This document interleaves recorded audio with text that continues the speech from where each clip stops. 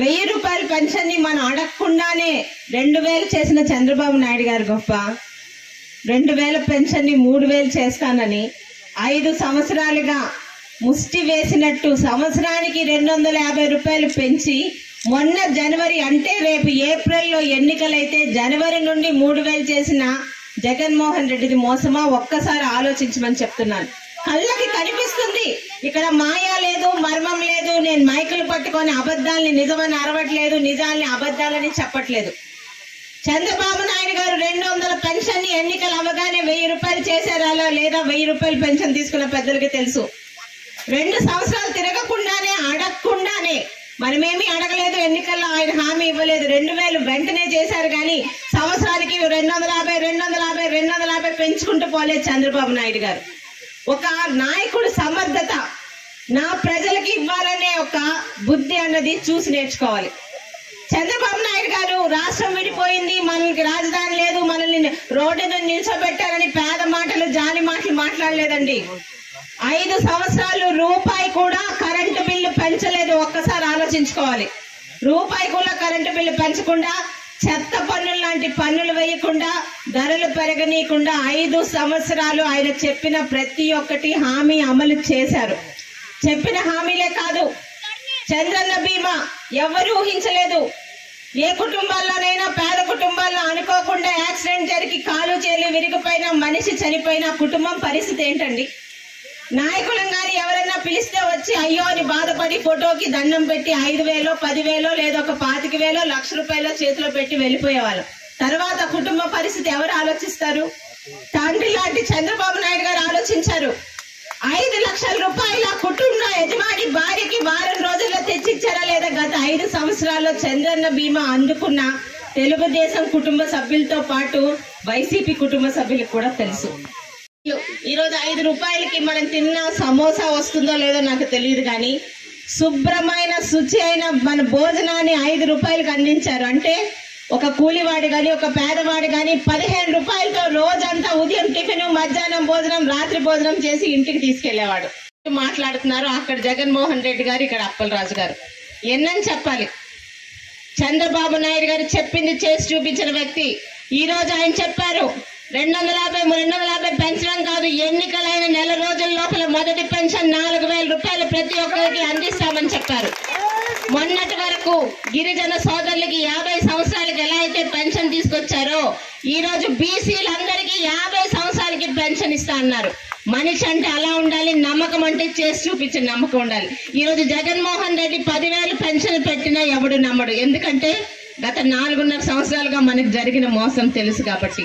ఇక టీచర్లకి సిపిఎస్ రద్దన్నాడు, ఉద్యోగస్తులకి అదన్నాడు, ఇదన్నాడు, అంగన్వాడీ వాళ్ళని, ఆశా వర్కర్ని ఎలా ఏడిపించారో మీకు తెలుసు. చెప్పుకుంటూ పోతే ఆ పాపాల చిట్టా చాలా ఎక్కువగానే ఉంది. మీ అందరికీ ఒకటే మాట ఇస్తున్నాను, ఎంతో ఆదరంతో ఈరోజు ముఖ్యంగా నా అక్క చెల్లెళ్ళు ఇంటింటికి నాకు పసుపు కుంకుమ పెట్టి ఆదరించారు. ఈ రోజు రాజగోపాలపురంలో ఎప్పుడు చూడని ఒక ఉత్సాహం, తెలుగుదేశం పట్ల ఒక అభిమానం కనిపించింది. 2,000 రూపాయలు ఎవడో వేసినా కూడా ఆశ పడకుండా ఈ రోజు పక్కకు వచ్చి పార్టీలో జాయిన్ అయిన నిజంగా ఆ సోదరులందరికీ పాదాభివందనం చేస్తున్నాను. పలాస ప్రజలకి మంచి బంపర్ ఆఫర్ అండి. ఎవరికైనా 2,000 రూపాయలు అర్జెంట్ గా అవసరం వస్తే అప్పలరాజుగా ఫోన్ చేయండి, రేపు ఉదయం తెలుగుదేశం పార్టీలో జాయిన్ అవుతుందని చెప్పండి. వెంటనే అప్పలరాజు గారి మనుషుల దగ్గర నుంచి మీ అకౌంట్ కి 2,000 రూపాయలు వస్తాయి. ఎప్పుడు కావాలంటే అప్పుడు వాడుకోవచ్చు, ఎన్నిసార్లు కావాలంటే. ఎందుకంటే అంత పాపపు సొమ్ము, కొండలు గుట్టలు మింగేసిన సొమ్మే కాబట్టి. ఇలాంటి నీతి రాజకీయాలు ఎక్కడ చూడలే. 5 సంవత్సరాలు ఈ రోజు ఒక ఓటు అమ్ముకుంటే వస్తుందా?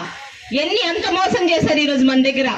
ఇక ఈ ఊరు గురించి ఇక్కడున్న పెద్దలు, స్థానిక నాయకత్వం ఇచ్చిన నాకు స్కూల్ నుంచి బరియల్ గ్రౌండ్ వరకు సీసీ రోడ్డు, డ్రైన్ కావాలని, మరి కాలనీ వీధి, కొత్త వీధి, పరెడ్ రోడ్ నుండి రోడ్డు, డ్రైన్ కావాలని, బరియల్ గ్రౌండ్ కి షెడ్, కాంపౌండ్ వాళ్ళు, మరి గతంలోని గ్లో సంస్థ ద్వారా ఇక్కడ పెట్టిన లైబ్రరీని డిజిటల్ లైబ్రరీ, అంటే ఈ ఊర్లో ఉన్న పిల్లలు ఏ ఎగ్జామ్స్ కి వెళ్తున్నారో దానికి అనుగుణంగా డిజిటల్ లైబ్రరీగా మార్చమని ఒక మనవి చేశారు.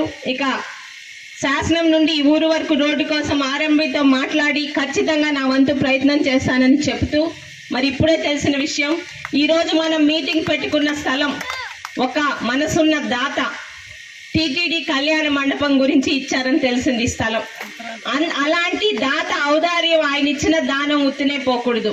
మీ అందరి సహకారంతో, మీ అందరి సలహాతో ఖచ్చితంగా రేపు రాష్ట్రంలోని పలాసలో గెలవబోతున్న తెలుగుదేశం ప్రభుత్వంలో ఖచ్చితంగా టీటీడీ నిధులు తెచ్చి ఆ దాత ఇచ్చిన ఈ స్థలాన్ని మీ అందరికి అనుగుణంగా ఖచ్చితంగా మళ్ళీ నేను చెప్తున్నాను, ఇక్కడ టీటీడీ కళ్యాణ మండపం రాజగోపాల్పురంకి తీసుకొస్తానని మాట ఇస్తున్నాను. నమస్తే అండి. మీరిచ్చిన దానం ఉత్తినే పోకూడదు. వెంకటేశ్వర స్వామి కన్నా కటాక్షాలతో ఖచ్చితంగా పూర్తి చేస్తాను. మీ పేరు కూడా నిల్చోబెడతానని చెప్తున్నానండి. ఆ ఫ్యాన్ రెక్కలు విరవడానికి 3 రెక్కలు విరవడానికి ఈరోజు 3 పార్టీలు కలిసాయి. చాలా మంది మాట్లాడుతున్నారు, చంద్రబాబు నాయుడు గారు కలిశారు, పవన్ గారు కలిశారు, ఈరోజు బీజేపీతో కలిశారని. మీకెందుకయ్యా భయం? జగన్ ఒంటరిగానే వస్తాడు, సింగిల్ గానే వస్తాడు అంటున్నారు కదా, ఎందుకు భయం? ఎంతమంది కలిసినా ఈ రోజు మాట్లాడుతున్నాం. జగన్ రెడ్డి లాంటి వాడు గాని, ఇక్కడున్న అప్పలరాజు లాంటి వాడు గాని రాజకీయాల్లో కాదు, మనుషుల మధ్య కూడా బ్రతకడానికి అర్హత లేని వాళ్ళు. ఇక్కడున్న నా సోదరులందరికీ చెప్తున్నాను, మీరు ఈ రోజు పార్టీలోకి వచ్చారని రకరకాల భయపెట్టినా దయచేసి ఏ అర్ధరాత్రి ఫోన్ చేసినా పలాసలోనే శాసనంలోనే ఉన్నాను. ఇక్కడున్న పెద్దలందరితోని 1/2 గంటలో మీ ఇంటి ముందు ఉంటాను. ఎవ్వడికి జడవాల్సిన పని లేదు. ఏ పోలీస్ స్టేషన్ నుంచి ఫోన్ వచ్చినా వెళ్లకుండా మాకు ఫోన్ చేసి మీరు ఇంట్లోనే ఉండండి. ఆ రోజులు అయిపోయాయి. ఈరోజు టీడీపీ, జనసేన, బీజేపీ కలిసింది. ఒక్కొక్కడికి చెమట్లు పడుతున్నాయి. అప్పలరాజు కాదు కదా ఆయన తాలూకా, ఇంకెవడొచ్చినా కూడా ఎవరిని ఏమీ చెయ్యలేరని మీకు భరోసా ఇస్తూ వచ్చే ఎన్నికలు 40 రోజుల్లో వచ్చే ఎన్నికల్లో రాష్ట్రంలోని పలాసలోని ప్రతి దగ్గర తెలుగుదేశం జెండాతోని పాటు జనసేన, బీజేపీ జెండా ఎగరాలని, దానికి మీ అందరు కూడా సహాయ సహకారం కావాలని కోరుకుంటూ, మరి ముఖ్యంగా ఈరోజు ఎన్ని రకాల ప్రలోభాలు పెట్టినా, బెదిరించినా, డబ్బులు ఇచ్చినా కూడా తెలుగుదేశం, జనసేన, బీజేపీతోనే మా ప్రయాణం అని తేల్చి చెప్పిన తమ్ముళ్ళందరికీ ప్రత్యేకంగా ధన్యవాదాలు తెలుపుకుంటూ, మరి ఈ కార్యక్రమాన్ని విజయవంతం చేసిన ప్రతి ఒక్కరికి పేరు పేరున ధన్యవాదాలు.